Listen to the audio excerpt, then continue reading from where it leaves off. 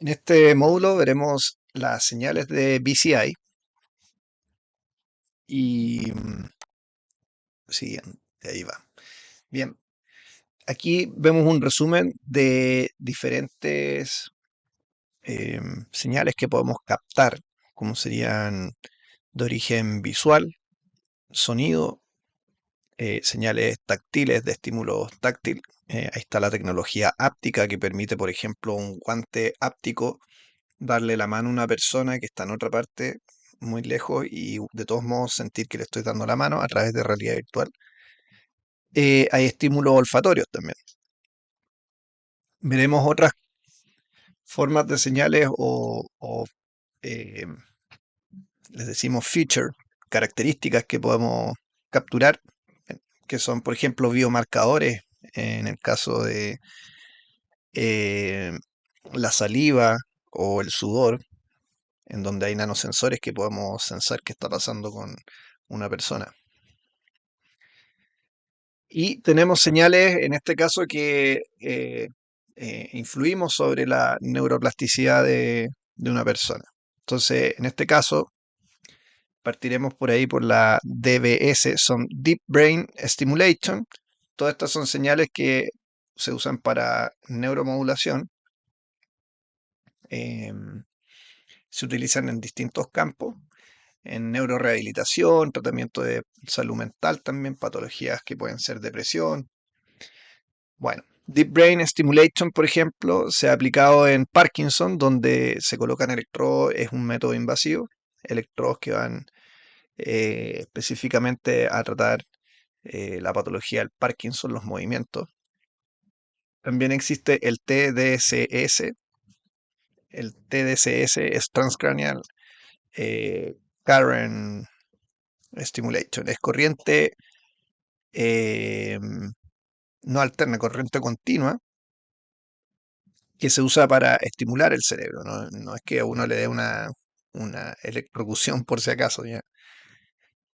Hay tecnología también, el TACS, que es corriente alterna. También se está utilizando y es el campo que es más agresivo, lleva más tiempo y yo lo veo de hace unos 15 años o más, que es la estimulación magnética transcraniana, el TMS, y el TUS, que es una estimulación con ultrasonido. Y finalmente tenemos la fotobiomodulación. Todas estas técnicas se están investigando, unas más avanzadas que otras, algunas ya se están usando de modo terapéutico y son técnicas para trabajar sobre neuroplasticidad, cosas prácticas, por ejemplo, si una persona para rehabilitarse requiere 6 meses, puede rehabilitarse mucho más rápido en un tiempo más corto gracias a técnicas de estimulación magnética transcraniana.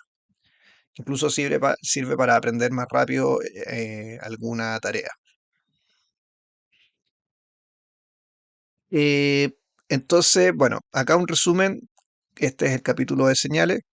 Existen señales que son potenciales evocados, el electroencefalograma, bueno, y cada uno se está probando. Uno como que tiene la noción de que sería el electroencefalograma la única señal que capturamos y con la que se puede después aplicar a un dispositivo de BCI. Pero no es así. Acá vemos que hay varias, ya hemos ido tocando algunas y algunos conceptos. Y en el campo de la investigación se están probando inicialmente una por una, pero ahora estamos mucho más avanzados. Incluso ya se habla de, y se hace, y tiene mejores resultados o rendimientos, utilizar de forma híbrida más de una técnica. Por ejemplo, electroencefalografía y NIRS, electroencefalografía y electrooculografía. La electrooculografía es una técnica, veremos en la siguiente diapositiva, en que a través de el potencial eléctrico a nivel ocular de los músculos se puede utilizar para procesarlo como señal y guiar y utilizar o hacer que se activen y funcionen dispositivos como una silla de ruedas, una mano robótica, un robot, etcétera. Hay mucha publicación al respecto. Esto no es algo casi del año pasado. Em, si vemos ahí en esta figura, el hombre que sale ahí tiene unos dispositivos en las piernas, los brazos, que son también nanosensores, capturan señales y todo esto forma un circuito en que hay un feedback y se mejora y se va perfeccionando el movimiento. Acá vemos, por ejemplo, en este paper hablan es un review sobre el uso de la electrooculografía. Em, Sigue el mismo concepto que se capta una señal, se procesa, ahí entra la parte de procesamiento de la señal, utilizar clasificadores, que ya veremos más adelante un resumen de algunos clasificadores, que son algoritmos, y luego se aplica a la interfase para poder manipular un robot, una silla de ruedas, algún dispositivo. Brevemente en una diapositiva porque da para otro campo importante, pero aquí creo que resume bien. Los biosensores es un campo súper interesante. Se está conjugando con la tecnología, la nanotecnología, nanosensores y nanobiosensores. Vemos que ya del 2000 en adelante aparecen los bionanosensores y se han ido creando una serie de distintos dispositivos ergonómicos, como por ejemplo prótesis que se pueden colocar dentales para ir capturando a través de sensar en la saliva biomarcadores como podrían ser electrolitos, lácticos, glucosa y eso cooperar en el monitoreo y guiar el entrenamiento de una persona, por ejemplo, que está entrenándose para una disciplina deportiva. Y así tiene muchas aplicaciones. Hay distintos tipos de biosensores a nivel de lentes de contacto, en la piel, estos brazaletes, en los smartwatch, en dispositivos que miden el sudor. Bueno, ese es otro tipo de señales que se puede después combinar también con BCI. Algunas clasificaciones, aquí tenemos tipos de señales según este paper, por ejemplo, dividirlos entre los que son potenciales evocados, los híbridos, que ya le mencioné que se combinan, electroencefalograma con potenciales evocados, por ejemplo. Hay señales espontáneas que son los slow cortical potential, motor and sensory motor rhythms, non-motor cognitive task. Estos son conceptos súper técnicos, específicos. Lo importante es saber es que hay distintas señales y son híbridas. ¿Por qué? Porque después les voy a mostrar librerías donde hay datasets y aparece, por ejemplo, este dataset está hecho en base a P300, que son potenciales evocados, que ya explicaremos qué son los 300. Nada más 300 milisegundos, es un tema que da para hacer toda una presentación, así que de a poquito voy haciéndoles una estructura de todos estos conceptos. Aquí tenemos otra clasificación, eh, dependiendo del punto de vista solo electrofisiológico. Bueno, como les decía aquí, por ejemplo, se está utilizando solamente el registro electroencefalográfico a partir del motor imagery, en el fondo la imagen que una persona tiene ya de un movimiento. Puede que ya no pueda mover una pierna porque no tiene la pierna o porque tiene una lesión vascular, lo que sea, pero ya no puede mover la pierna, pero puede mover una pierna robótica porque imagina que tiene ese movimiento, se logra procesar, se registra como una señal de electroencefalograma y se logra procesar para que mueva una pierna robótica.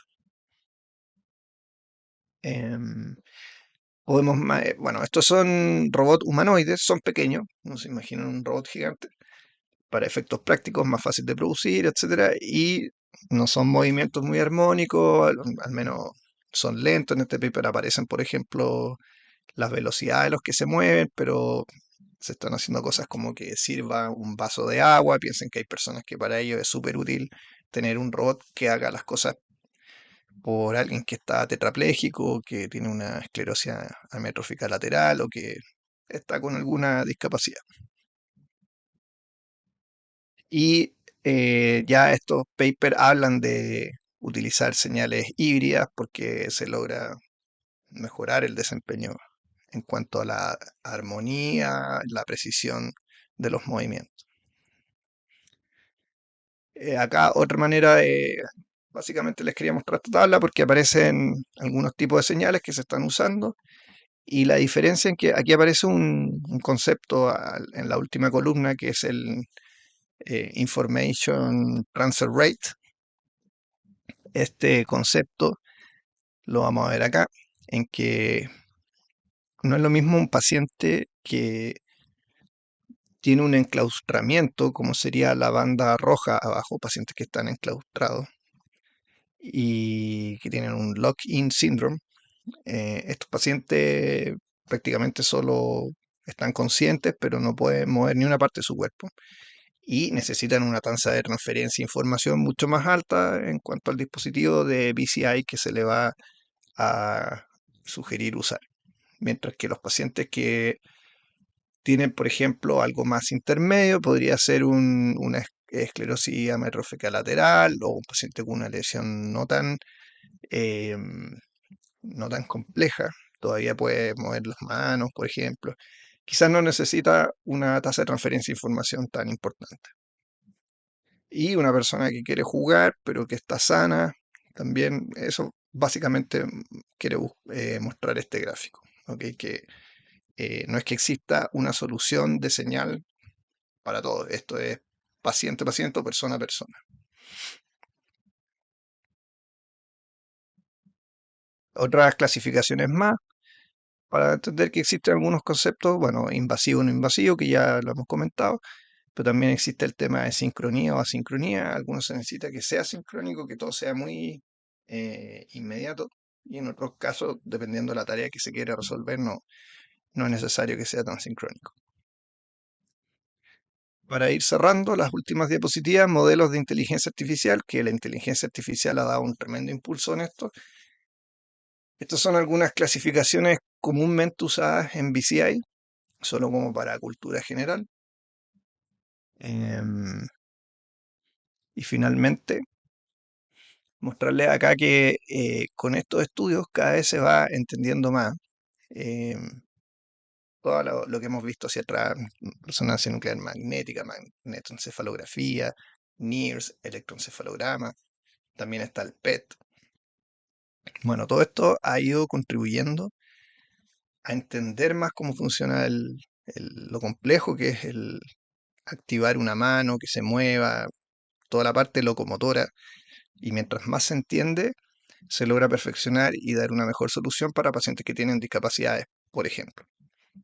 Entonces este gráfico muestra es como un resumen de qué cosas pasan cuando una persona camina o incluso cuando camina con un brazo robótico, qué área se activa. Bueno, cada vez se está logrando mapear más. Por ahí de repente les hago también una presentación sobre el mapeo del cerebro. Esto es un campo bien interesante en el que se está usando unos conceptos de grafo. Bueno, es un poco más específico, especializado. No, si alcanza el tiempo se los hago después, pero no es tan necesario tener eso para manejar la librería de Python que vamos a ver más adelante. Nos vemos en el siguiente módulo.